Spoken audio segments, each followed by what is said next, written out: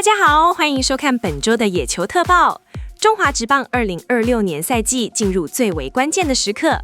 我们在上周的比赛中看到了剧烈的板块挪移，无论是味全龙的强势登顶，还是富邦与中信之间的金控大战，甚至是统一狮的陈庸基在台东隐退赛的感人篇章，都让本周充满了话题。在我们进入最深入的数据解释之前，我想提醒还没订阅的朋友订阅我们的频道，记得要开启小铃铛，才不会错过最新上片通知哦。如果想支持我们产出更多深入的分析，也超级欢迎加入频道会员哦。好，我们现在马上切入重点。本周的战绩板块确实出现了令人惊讶的移动。本周最亮眼的莫过于味全龙队，他们在5场比赛中豪取4胜，单周胜率高达80%。这让他们在下半季以16胜11败的成绩成功超车乐天桃园，跃升为下半季的第1名。更恐怖的是，味全在全年度战绩上目前是以55胜32败傲视全联盟，胜率来到 0.632， 与第2名的富邦悍将拉开了足足 9.5 场的胜差。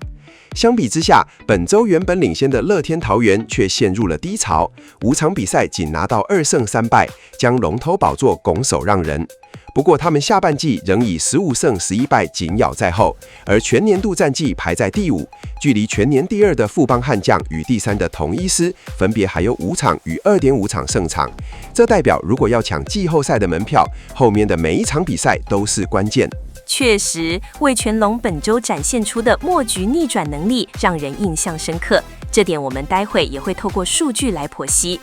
而在其他球队部分，富邦悍将本周打出了3胜2败的佳绩。虽然他们在下半季目前是11胜15败暂居垫底，但凭借着上半季累积的丰厚本钱，全年度战绩仍稳居第2名，保有了晋级季后赛的战略优势。至于中信兄弟与统一狮，本周表现算是平盘，中信是2胜2败，统一则是2胜3败。目前两队在下半季都是13胜14败，并列第3名。比较令人担心的是台钢雄鹰，本周仅拿到1胜3败，全年度战绩目前42胜44败1和。从这些战绩数据来看，下半季的争夺战已经进入白热化，每一场比赛的胜负都可能影响到最终的排名。接下来，我们先从本周进攻火力最猛烈，但投手防线也最令人担心的富邦悍将开始聊聊吧。富邦悍将本周的进攻确实呈现出一种极端的侵略性，团队打击率高达 0.306， 长打率 0.403， 反映在标准化攻击指数 SOPS Plus 上是傲视群雄的 111.6， 这代表他们的打击产出比联盟平均高出了 11.6%。我们观察其击球形态，发现富邦采取了非常积极的攻击策略，他们的第一球挥棒率高达 38.9%， 远高于联盟平均的 28.2%。这种不等待保送、积极出击的策略，让他们制造了全联盟最高的团队制造得分 25.4%。然而，这种策略也伴随着极低的保送率，仅有 4.5%。与火烫打线形成鲜明对比的是他们崩溃的投手群。本周富邦的团队防御率 ERA 高达 5.318， 每局被上垒率 WHIP 更是惨不忍睹的 1.705。投手无法控制好球带是致命伤，团队保送率 BB% 高达 12.6%， 等于每面对100位打者就要送出12次以上的保送。虽然打线可以靠着大量的安打掩护失分，但这种投重脚轻的结构在长期赛事中是非常危险的。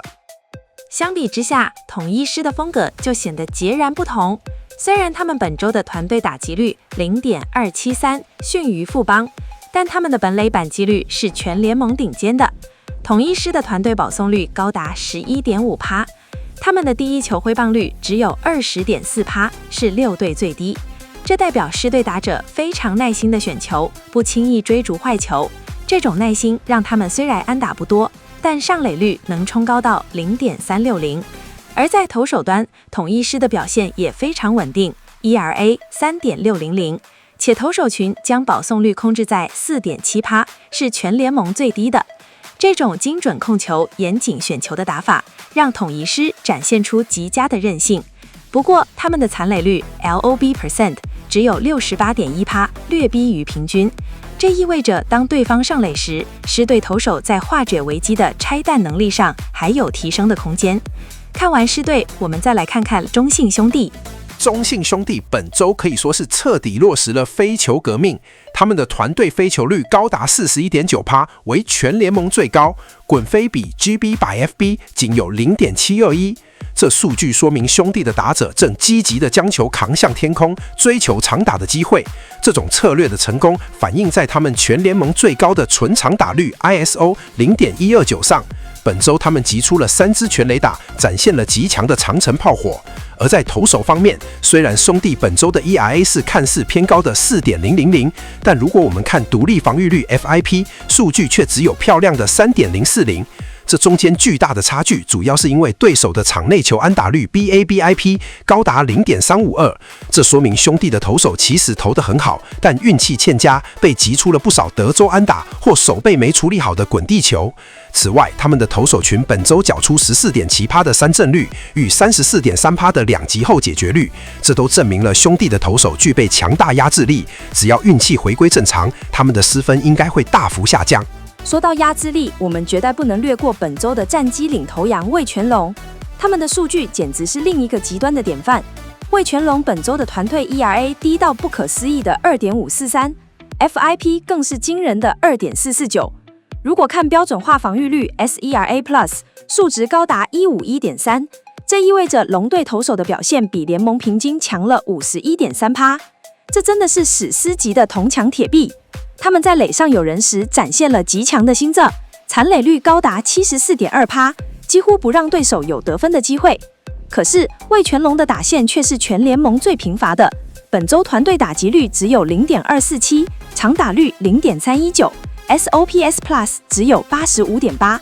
这种火力在正常情况下是很难赢球的，但龙队却能在9局落后或平手的高杠杆情境下爆发出惊人的缠斗能力。这种投手守成末局反扑的模式，正是他们能在本周登顶下半季王座的关键。不过长期来看，打线的低迷依然是龙队寻求卫冕的一大隐忧。确实，龙队的投手群本周是在背着打线前进。而说到需要解决问题的球队，台钢雄鹰本周的数据则揭示了他们陷入低潮的核心原因。台钢的进攻端虽然 SOPS 加还有 100.3， 维持在水平线，但他们的击球形态存在严重缺陷，团队滚地球率高达 46.3%， 是全联盟最高。过多的滚地球导致他们的纯长打率 ISO 只有 0.053。在现代棒球中，缺乏长打威胁是很难制造大局的。更糟糕的是投手端，台钢的残垒率 LOB% 是灾难性的 58.4%， 这代表只要对手上垒，台钢投手有超过40%的几率会让对方得分。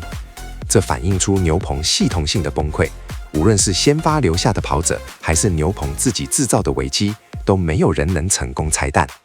最后来看看乐天桃园，原本的下半季龙头本周跌落神坛，主因是还是打线断层的问题。团队 SOPS 加仅有 83.5， 上垒率更是探底的 0.300。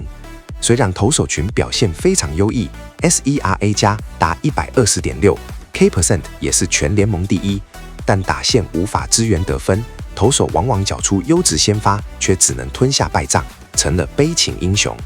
分析完这6支球队的体质，我们现在来回顾一下本周几场关键的比赛实况。首先看到8月12日在新庄的战火，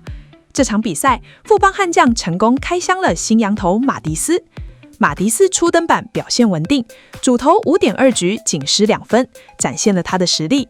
富邦在第1局就展现侵略性，董子恩逮住德保拉的球，敲出一发2分炮，奠定胜机。虽然中信兄弟在后续比赛中透过张世伦以曾颂恩的安打试图反扑，但最终富邦牛棚守住了3-2的领先。这场比赛不仅让马迪斯拿下首胜，也让击出胜利打点的董子恩获选为 MVP。而在8月13日的对战中，中信兄弟随即怀疑颜色。这场比赛双方互有全垒打产出，中信的高宇杰击出本季首轰，而富邦的部长张育成也击出今年第13发全垒打，紧追全垒打王魔音。但中信的小将张世伦在3局敲出关键2分炮，配合张仁维的优异表现，最终中信是以8-6险胜富邦，报了一箭之仇。除了金控大战，中信兄弟与台钢雄鹰在洲际球场的对决也充满亮点。8月14日，中信兄弟的王牌圣骑士展现了极致的宰制力，主投7局送出5次3振且无失分，猛象打线在5局下大爆发，高宇杰、岳东华、张仁伟与张世伦连续4支安打串联灌进4分，将台钢先发后进打退场。8局下，高宇杰再度开轰，最终中信以7-0完封台钢，但台钢并未就此沉沦。8月15日，两队再次交手，前5局战成投手战。台钢在6局上先持得点，8局下岳振华击出关键3垒安打，让兄弟一度追平。进入延长赛10局上，台钢打线彻底爆发，单局猛攻12人次，狂灌8分。魔鹰与王柏荣都有40安打。中场台钢以11-4大胜，终止了近期苦涩的6连败。这场比赛，魔鹰获选 MVP， 也让我们看到雄鹰打线的爆发力。在台东的部分，本周则上演了充满情感与传承意义的赛事。8月11日，统一狮与乐天桃园移师台东，这也是陈鏞基隐退系列赛重返家乡的时刻。陈鏞基不负众望，首打席就敲出2垒安打，为球队先持得点。虽然乐天一度以2-1超前，但狮队的小将朱家恩在8局下击出追平全垒打，随后林子豪补上超前安打，最终狮队以3-2把胜利留给了鏞基学长。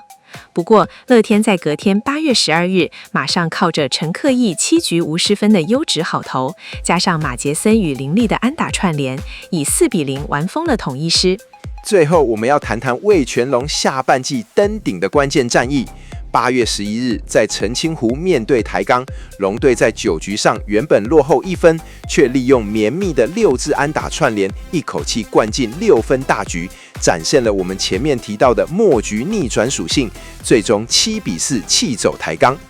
隔天12日，双方再次交手，味全在刘俊伟全垒打与郭天信延长赛关键安打的带领下，又以1分之差在延长赛胜出。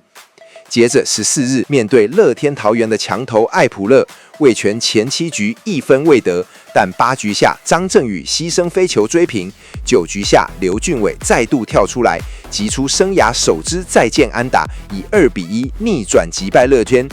15日，吉利吉劳巩冠更是敲出了中职生涯第6支满贯炮。虽然这支全垒打是否出界，引来球迷正反两边的激烈讨论。不过最后，味全龙还是靠着这支满贯炮的气势，带以9-3击败乐天，正式登上下半季第1。虽然16日味全以1-5输给乐天，但这波连胜已经足以确立龙队目前的领先地位。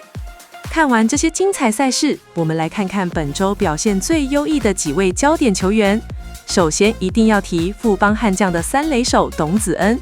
他本周在23个打席中缴出0.409的高打击率 ，SOPS Plus 是惊人的205.1。这种不容易被三振且能稳定产出的特质，让他2度获选单场 MVP。另外，新洋投马蒂斯首登板的优质表现，也为富邦残破的轮值注入了强心针。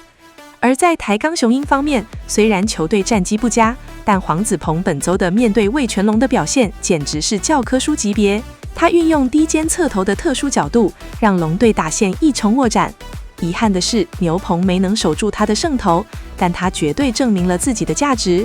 还有乐天桃园的马杰森，单周打击率0.529，也是原队打线唯一的亮点。而中信兄弟的部分，捕手高宇杰本周打出了生涯代表作，16个打席缴出0.533的打击率，长达率破1，SOPS Plus 竟然是不可思议的362.0，这已经是超人类级别的表现了。他在13日的2分炮更打破了队史高悬37年的捕手纪录。小将张世伦同样值得期待，他不仅追平了连续14场安打的纪录，也兑现了他的打击天赋。统一狮的部分，朱家安在改名后似乎也改了运，他在台东那发追平炮展现了强大的抗压性，随后面对兄弟更有单场4打点的表现。最后，味全龙的新秀刘俊伟本周完全展现了英雄本色，无论是12日的开轰，还是14日那支生涯首支再见安打，这位20岁的小将在关键时刻的冷静程度，完全不像是一名新人。他是味全龙本周能登顶的最大惊喜，也是各队未来必须严加防范的对象。总结来看，第20周的赛事无疑是下半季的一个重要分水岭。味全龙靠着历史级别的投手压制力与末局的韧性，成功在战绩榜上登顶。乐天桃园则必须在接下来的比赛中，赶快找回暴力原打线的遗失火力与赢球的动能。富邦悍将虽然打击强悍，但投手保送过多的问题如果不解决，战绩恐怕还是会起起伏伏。随着8月31日洋将大线的脚步逼近，我们可以看到各队后勤体系都动了起来。无论是统一师在评估墨西哥联盟的新洋投，还是富邦新洋投的加入，都显示出大家对季后赛门票的极度渴望。接下来的赛程，在炎热的气候下，牛棚的损耗会更严重。谁能有更深厚的板凳深度，谁就能笑到最后。今天的野球特报就到这里，感谢各位观众的收看，别忘了订阅、按赞、分享，我们下周再见，拜拜。